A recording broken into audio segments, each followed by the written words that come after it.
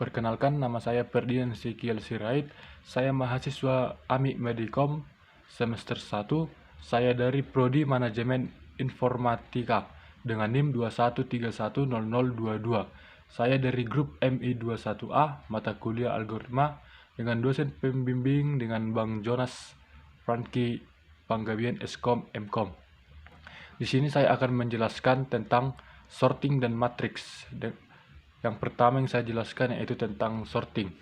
Pengertian sorting yaitu selain untuk pencarian data, penggunaan array sangat dibutuhkan untuk pengurutan data, sekumpulan data baik tipe data string ataupun numerik.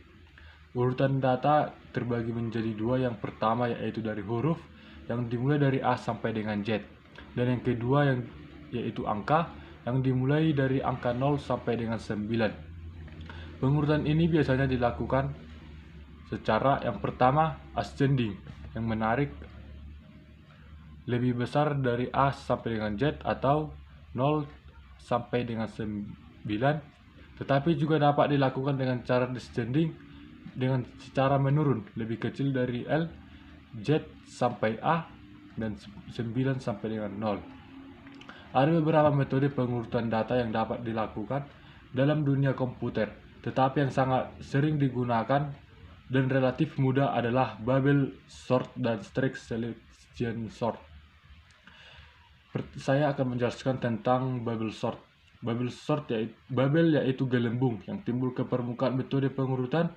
Dengan cara ini, yakni dengan menimbulkan angka terbesar dan menaruhnya pada akhir urutan, mengatur sampai terurut dari kecil sampai yang besar. Dengan metode ini, semua data dibaca terlebih dahulu ke komputer dan disimpan di memori, kemudian pengurutan baru dilakukan. Contoh, L 237465 dengan indeks 1234567. Data array L tersebut di atas akan diurutkan secara menurun, maka langkah-langkah yang dikerjakan sesuai metode bubble sort adalah: langkah pertama L 237465 dengan indeks 1234567. Yang pertama, membandingkan data L2 sama dengan 2 dengan L2 sama dengan 3. Jika data L1 lebih kecil dari L2, tukar tempatnya, maka array L menjadi 327465.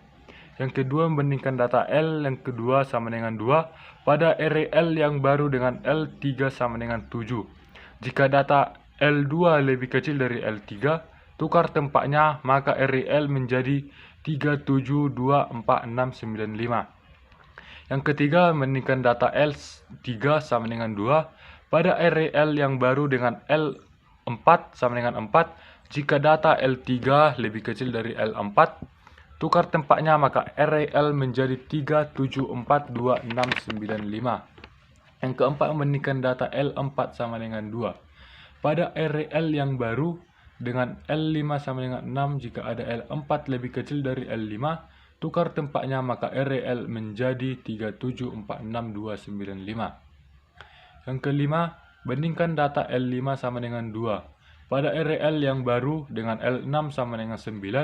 Jika data L5 lebih kecil dari L6, tukar tempatnya, maka array L menjadi 3746925.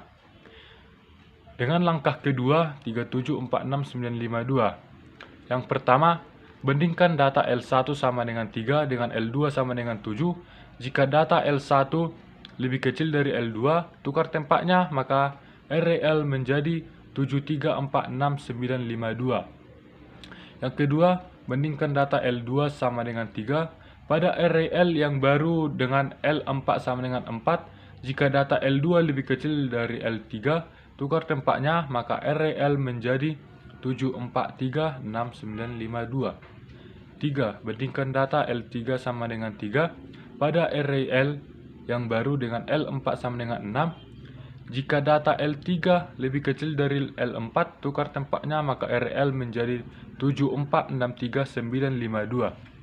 Yang keempat, bandingkan data L4 sama dengan 3 pada array L yang baru dengan L5 sama dengan 9. Jika data L4 lebih kecil dari L5, tukar tempatnya, maka RL menjadi 7469352. Yang kelima, bandingkan data L5 sama dengan 3. Pada RL yang baru dengan L6 sama dengan 5, jika data L5 lebih kecil dari L6, tukar tempatnya, maka RL menjadi 7469532. Yang kedua, B. Strict Selection Sort. Metode ini adalah kebalikan dari metode bubble sort, di mana metode ini menggunakan cara seleksi langsung, strict selection. Akan memilih nilai yang terkecil dan meletakkannya di urutan terdepan. Nilai-nilai terkecil berikutnya akan diurutkan sehingga diperoleh data yang terurut dari kecil yang ke besar.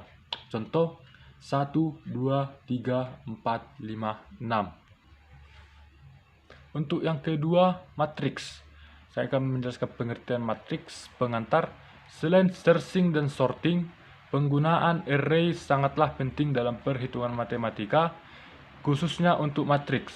Matriks adalah daftar bilangan yang disusun dalam bentuk dua dimensi, kolom dan baris. Nilai-nilai matriks disebut dengan elemen atau unsur matriks. Matriks dihubungkan dengan array dimensi 2 atau two-dimensional array.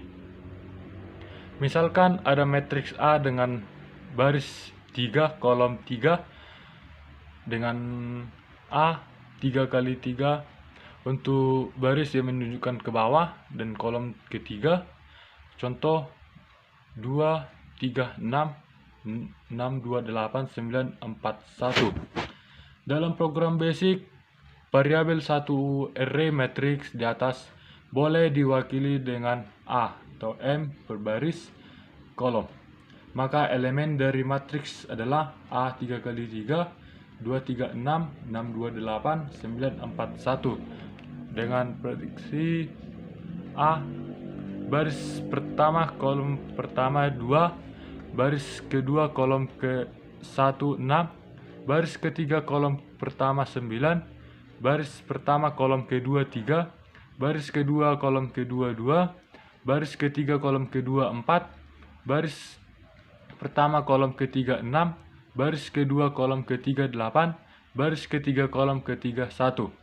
Perintah untuk mengenalkan array dua dimensi atau matriks adalah: yang pertama, deklarasi nama matriks. Dim nama matriks atau baris kolom. Contoh, dim angka 2, 2. 2. Mengisi data matriks. Pertama, nama matriks atau indeks sama dengan data. Contoh, angka, baris pertama kolom pertama 2. 3. Menampilkan data matriks. Print nama matriks atau indeks. Contoh, print angka, baris pertama kolom pertama. Ada beberapa operasi yang dapat dilakukan dalam matriks, seperti yang pertama, matriks 0, di mana semua elemen data matriks adalah 0. Dalam setiap baris dan kolom, angkanya semua 0. Yang kedua, matriks identitas, yaitu matriks yang semua elemen diagonalnya bernilai 1 dan elemen lainnya bernilai 0. Contoh, B, baris pertama kolom pertama 1, baris kedua kolom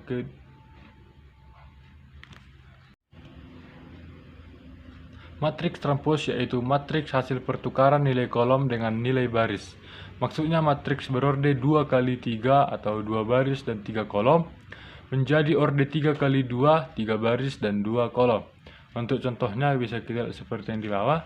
Untuk selanjutnya yang keempat, penjumlahan dan pengurangan matriks dengan syarat jumlah baris dan kolom matriks yang dijumlahkan harus sama. Operasi matriks, syarat ordonya harus sama. Penjumlahan matriks.